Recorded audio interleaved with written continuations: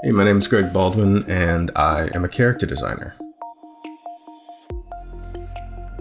One of the most difficult parts about being a character designer is having a really unique and recognizable style. And it's probably the number one question that we get. How do you find that style? How do you find something that's going to make you stand out amongst all the millions, it seems like, other artists out there that are crushing it? And for a really, really long time, I was incredibly uncomfortable even trying to answer that question, mostly because I did not have a good answer.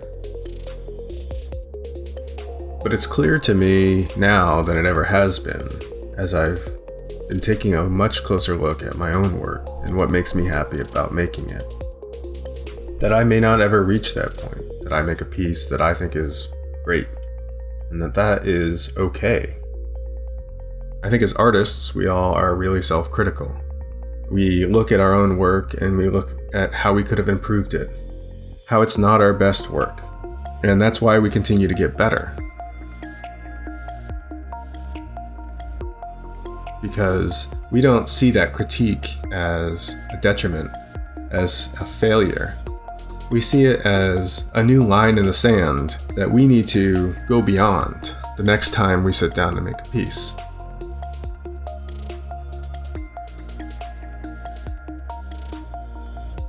Those flaws that we left in our work that dissatisfy us on some core level are the driving forces for us continuing to grow as not only artists, but as people. We're looking at the world on a more detailed level. We're perceiving things that we didn't see before because we're trying to solve this continual puzzle that we've given ourselves. And that's what our work ultimately is.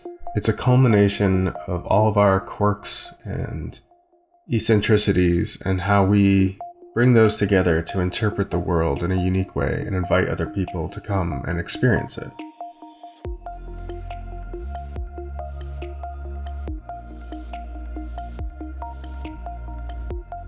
And I think that might be the best part.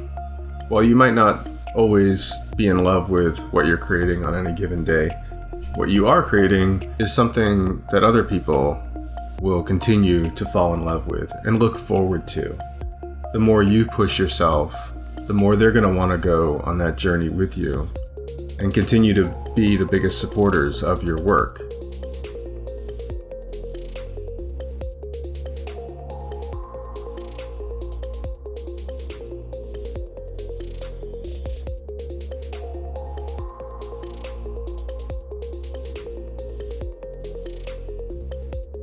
I think another thing that is worth considering about style is where it actually comes from.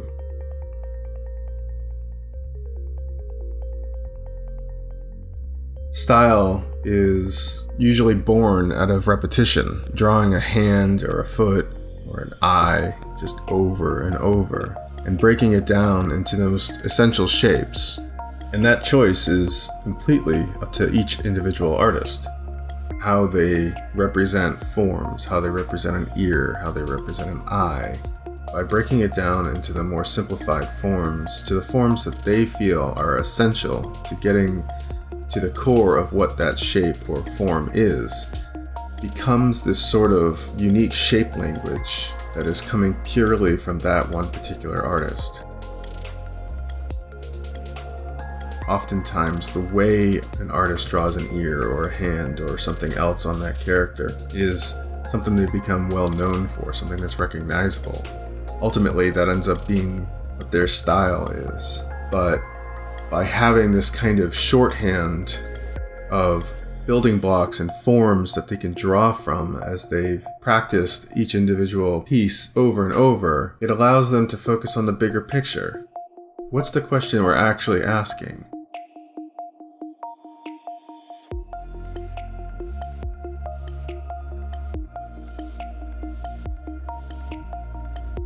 And so by creating this sort of language of parts, we don't have to focus on learning to draw something from scratch every single time.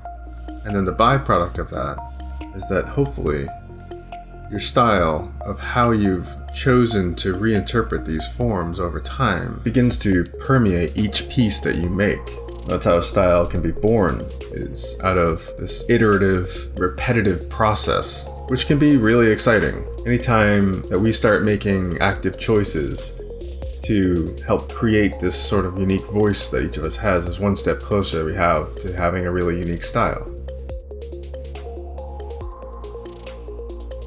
Style will always be one of the most difficult aspects of being a character designer. It's the thing that you're most recognized for.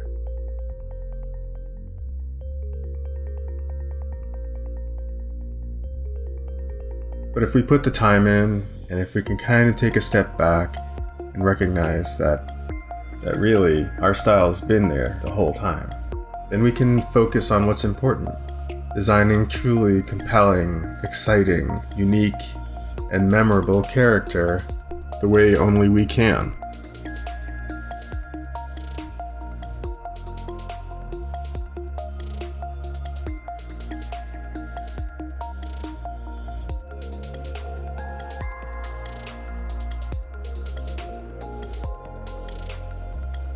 So the next time you're sitting down at your table or cracking open your sketchbook and you feel yourself becoming a little too self-critical, remember, that's you telling you believe in yourself and you have something unique to say. And I can't wait to hear it. Alright, enough of that. Let's get back to work.